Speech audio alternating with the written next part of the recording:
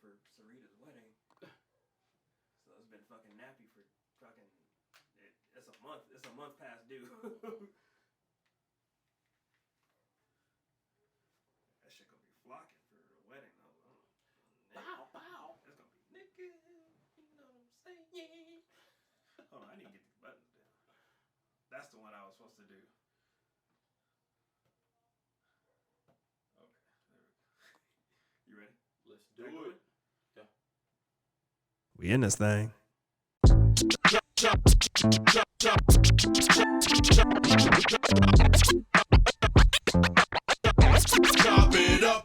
Yes, it is your main man, Anthony Smith. Yo, P in the building. You already know what it is. Welcome back to Chop It Up, the hottest new podcast out, point blank period. And this is episode 5. Number 5, y'all. Ooh wee. P, what we going into today? What we gonna talk about today, P? So today we're gonna talk about we're gonna talk about behind the scenes before you even get to a gig. And this is gonna be relative to folks that are already shoot and for the consumer, so that you understand like where the rates actually come from. Yes, because there is a lot that goes on behind the scenes. My electric bill crazy. Oh, Jesus. The whole house lit up like it's Christmas. Straight up, man. Charging batteries is my number one. Hey, this dude Ant's house is a straight fire hazard, man. The amount of batteries he be charging is wild. Man, you would never believe the amount of batteries that have to get charged before a gig. And you can never take enough. I always like to charge all of them because I never know. You might have that one with the bad cell and it just doesn't feel like working today. Just because that camera manufacturer tells you that you're gonna get X amount of time out of each one of those batteries, you better Right. It might only be 3 times that you get that battery life out of it, and then it just starts dwindling down. You're gonna get that little slow trickle. You're like, why is this blinking red? What did I not charge this last night? Straight up, man. I think that's number one. Like, I got a gig on Thursday. It's Tuesday. I'm charging my batteries right now. Yes, make sure they're charged, and you have to. If you're using, especially if you're using lights, or if you're using like external monitors, those batteries, they already take damn near 24 hours to charge. So yes. It's like, yes, I bought plenty speed chargers. Right. I'm a couple thousand in just batteries alone. Right. And that's, it's mandatory. If you guys don't have extra batteries, man, put that stuff in your kit. I don't care if you got to start off with the cheap joints, anything, because I've had times where I'm right in front, like, kind of like how you push your car, it's on E, and you like, it can make it. it can make it. And that camera would be like, I can't do it, player. Until it shut off on you. Right. Because you have to remember, it has to record whatever you were recording to the memory card before it actually shuts off. So sometimes it'll show you 20%, but then it starts saving whatever you were recording, and then boom, goes off, and you're like, oh no. You got to do quick draw. You got to be quick from the hip. You just let that battery fall on the floor, poof, pack. Slap that other one up in there. Bam, we can turn it on. Oh, we good. We good. Let's go. It's go time. I'm going to have to say the second one is going to be SD cards. Making sure those things are ready, formatted, cleared, ready to go. Right. Make sure, I make it a habit. I don't care how late it is when I get home, so that it's always ready. I export my footage. I do not ever wait till the next day. I don't wait till the morning, because you just never know. I got kids that run around the house. They grab one of them cameras, man, hit delete by accident. It's over. You may not even have to hit delete. Just drop it, spill some juice on it. Anything can happen. It's a wrap. Right. That stuff goes straight to the external, man. And then, I always make sure my stuff is all ready. I personally like to keep my cameras ready to go at all times. You just never know. Yeah. If something dies, I charge it. If something, if I take something out, I put it back. Yeah. And the bag is always packed, just ready to roll. You never know when you're going to get that run and gun shoot, when somebody's going to call, when somebody's going to cancel, and you just happen to receive that call and it's go time, but all your batteries are dead. What does that mean? Right. What you gonna do? You can't even go out and buy batteries. They're not gonna be charged when you get them. You gonna get like 20% out them joints. You know, so big ups to. I'm gonna shout out Sony. Yeah, because they sent me some full batteries, and that's the first time that's ever happened. Yeah. oh, Sony, how you gonna do me bad? I was able. I put in that camera. I was like 100%. What the hell? That's never happened. Yeah, they did me wrong. I had 30%. I wore that 30% all the way down to 0 before I charged it all the way up. I was so excited to get that camera. Right. So yeah, man. What's the next tip you got for 'em? Before we leave memory cards, SD cards, the storage on the SD cards, the way that I like to prepare them after they're prepared, once I'm out shooting at a gig, I like to organize them according to which ones are filled and which ones are empty. So when I open my SD card holder and I get home, I know that all of these SD cards on the left are all filled with footage from this last event. All of these ones on the right are all empty. And then I also place them in order by speed. Oh damn! See, look at and you. Yeah. Where's that at? Yeah. Yeah. Give me that. Give me that. Because these cameras nowadays with these crazy bit rates need extremely fast cards. Now we've all made the mistake of seeing that cheap 128 gig SD card for like, $30-$40. Man, they got hella space. Yes. And then you get it and you start recording. You hit that record button in there on 4K and it just stops recording. 100%, man. Reaches the buffer of the card. And you're like, what's wrong with my camera? You try it again and it stops. Try it again and it stops. If that ever happens, your card is too slow. We'll wait for a whole nother video to go over the class of the cards. But that's just another gem that we dropping in there. I keep them in order of what is fastest to slowest, and also the same for the micro SDs. So when they go into the drone, and sometimes you have to have a backup of a micro SD that goes into one of the SD card holders so it can actually fit into the camera, and you need to make sure that that micro SD is fast enough 100%. to shoot whatever you are shooting. So then if you're gonna spend the money, spend it right the first time, and make sure that that money can go longer. And that's one way. I'm glad you brought that up. Don't go cheap just because it's cheap. Now, if you have to, I get it. You know, you might not be in a position to do that. Like especially the way that they drop electronics. Right. So, but if you're in a position to get something, like if it's a make or break over, the cheap, just because you're trying to save money, don't do it. Get the best to what you can afford. Right.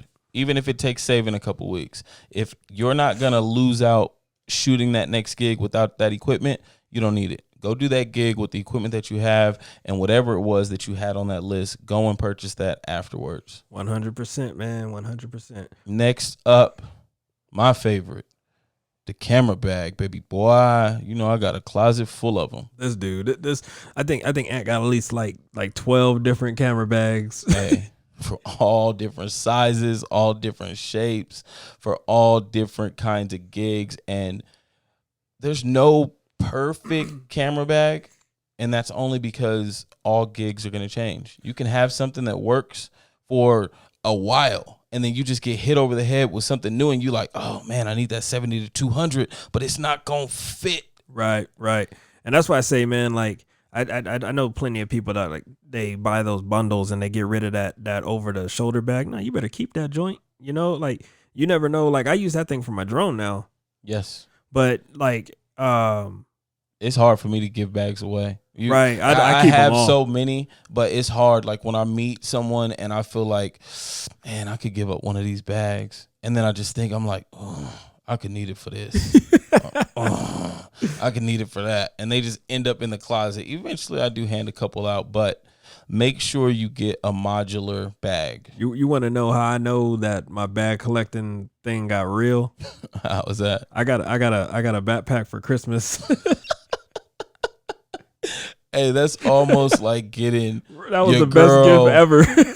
Some pots and pans, and she's being excited. Like I was so damn happy. I was like, "Oh been. Man, you don't know what I can fit in this, and it got all these zippers and what the fuck this bag is." Next thing on the list is drives that you are going to work off of. or save your footage too. Now, both P and I and anybody that's in this industry, storage is a must. And 4K footage takes up so much space. Not only does it kill your computer's GPU when you're trying to edit, but when you are trying to store this footage, it absolutely kills you. So a lot of times, if I can get away, I'm going to shoot you some 1080p and it's going to look like 4K. You're never going to know that it wasn't 4K, but it just depends on the gig. There's gigs where you have to put out the best possible quality that you can, and you have to be able to have the storage space when you get home to, in redundancy, back this up, because you want to have it on your working drive and then you want to have it backed up on another drive. So just in case something happens to that drive that you're working on, you still have it backed up elsewhere. Right. So you definitely got to make sure you're prepared for what you're going to shoot before you go out. So if you know if you don't have a bunch of cards and you don't have the luxury of like bringing your external drive with you and dumping it on site, then you want to make sure that you are mindful of how you're going to go shoot. So you want to prepare yourself for that. Like, man, I got this wedding today, and if you don't know what we're talking about, just adjust your camera, like put it in the highest that it can go and look at how much time it tells you can record, and then take it one step down. Play around with those, not every shot has to be, if it's going to be a 2-second clip and it's just like some B-roll, man, drop that stuff down. It's going to be so fast, and don't kill yourself before you even leave, I'm going to drop a gem. It's gym time. We need like a when it's gym let's see time. What one of these buttons do. Okay, that ain't the right one. That ain't it. We still messing with this keyboard, y'all. That ain't it.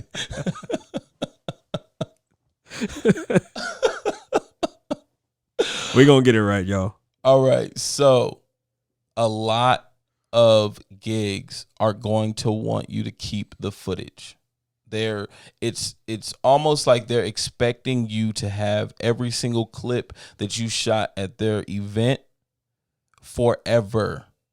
So if that is the case, you need to bring that up in the consultation when you sit down with them and let them know. Once you export that and they say that it's okay, you agree that it's okay, and you send it, it's gone. You can pretty much count that project as being deleted from my hard drive. Those files are no longer there. Now, I may take the best shots out of that and make a 2019 montage for something for the end of the year. But if there was nothing in there that I can use myself or P could use, it's out of here. Right. So make sure those expectations are clear, because I've had it happen to me. I'll shoot them a video and they'll get back to me a month later. Hey, what about? Yes. And watch it with businesses, people, because businesses are getting smarter and smarter. You'll go and shoot an event. I'm not going to put no names out there.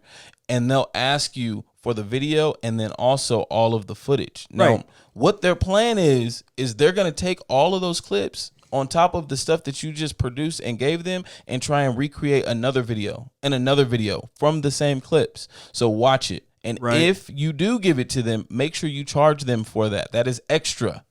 Right. I personally, when I work with businesses, I don't have a problem. If you tell me that up front, I do not care. But the one thing I don't want to see is it rolls around to that same event the next year and you reuse my footage and you didn't, not reuse the video, re-chopped your footage. Like literally re-chopped the video. Like, it's insane. That's wild. Insane. So you guys got to watch it. But we're going to keep this one short, man. I feel like we done. P, you got something else? I'm not going to cut you off. My bad. Something for getting ready. Make sure you got the right focal lengths of lenses to bring out. Like if you're able to take a bunch, take. Like I take as many as, I don't leave no empty space in my bag. So even if I know that I'm primarily going to use like an 18 to 35, you just never know. And I don't want to be like, damn, I left it at home and it's just an empty slot sitting there. I should have brought 24 to 70. Yes. Like, so make sure when you're packing your bag, man, like put as much in there as possible. It doesn't matter if you're going to use all of it or not. You don't want that situation to pop up. That you needed it. Right. You needed something that you didn't have. You didn't bring it because you felt like you weren't going to need it. You were trying to keep your camera bag as light as possible. This whole minimalism thing is going crazy, so it's all over the place. People are selling gear and doing all kinds of wild stuff because of YouTube. Once again, it's a good thing, but at the same time, when you need that extra bit and you left that 70 to 200 at home, you're going to be kicking yourself in the butt. You can always walk closer, but it's just something about that compression from that 70 to 200 that you're not going to get from a lot of the other lenses that may be in your bag. And one more. If I had to say anything else, map your damn shots out before you go to the gig, man. Map them. That way you're not just walking around there looking like Where's Waldo. Like, what am I going to shoot? Go in there with a plan. It's gonna do two things, man. It's gonna make it way easier in post-production for yourself so that you can get your project out faster for your for whoever hired you. But this is the king of speed. I don't know if y'all know. It's king of speed. He'll turn some stuff around in 48 hours that people are taking 2-3 months to do. And then man, see, you done knocked me off talking about the speed, man. I'm sorry. I had to give it up. P got knocked off, but I'm going to give you guys an extra one because I knocked him off. Dress for comfort. No matter That's a big one, man. No matter what the venue, no matter what the event, wherever you're going, dress to impress. Don't show up at a wedding with shorts, t-shirt, and sandals on. Don't do it. But there's ways that you can dress for comfort for a wedding and ways not to. You don't want to wear your best church shoes to a wedding. Find you something that's nice, clean, black, not going to cause a lot of attention, but you're going to be comfortable. Because you were there all day. 9 times out of 10. Right. And if you're not in a position, ain't nobody telling you to go grab the 2019 Air Max if you can't afford it. Go to Ross, ask a buddy if he got some shoes you don't, like offer up or, do what you got to do to make it happen, but make sure that you're comfortable because as soon as you get uncomfortable, motherfuckers going to see it. Yeah. They laugh at me notice it all the time when I show up to music videos on set in sweats. And it's like, I'm behind the camera. I'm looking like a coach anywhere. If you don't specify that I need to have a collared shirt on and some jeans, understand Preston is showing up in some damn sweats. If it's not grandma's 80th, if it's not a wedding, a quinceañera, something that automatically says in the event name, okay, I better throw on some slacks for this, you getting these sweats. Even events, bro. Like if you don't like Yes. I'm just being real, man. Specify. I'm just if it's not something that's super, super formal, man, like you just gotta understand I gotta be able to do my job. I'm gonna be running around all day. Especially if it's summertime, man. I'm not even a little bit of deodorant in the bag. Golly, a little bit of everything, man. Like a little lotion. You bring a change of clothes. I don't know what it is. People like to get married at 2:00 in July. Hit you with that 109 right in the desert. Like, come on, y'all. You got everybody out there sweating, makeup running off their face, and yeah, man. Bottom line, man, make sure you're comfortable, but make sure that you definitely stay up to standard for what your gig is. For sure. Well, hopefully that helped you guys out a little bit. Get yourself together. This is a little bit behind the scenes that actually does go down. A lot of the times. You don't have sometimes you're able to prep, but if you're not, man, just keep that bag ready for when you do get hit for something last minute, man. Like Anthony said earlier, the last thing you want to do is if you stay ready. Oh God. You ain't got to get ready. I knew where that button was at. OP learning these buttons. But no, seriously, guys, he is right, man. If you stay ready and got to get ready, you don't want to miss a potential easy $500 in your pocket because you were being lazy and you wanted to get on your Xbox and not plug in your batteries. Like straight up. 100%. You said it right there. Well, thank you guys. Like, share, comment. Like, share, comment. This is the podcast that is not going to stop anytime soon. As you guys can see, me and my guy P in here, man, we having too much fun. This is Chop It Up. I'm your man, Anthony Smith. Yo, P in the building. And we out. Holla.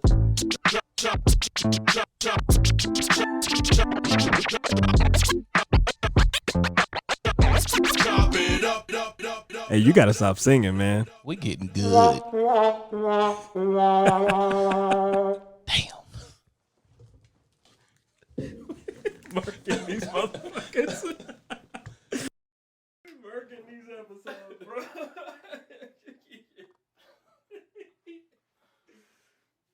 We marking these joints, bro.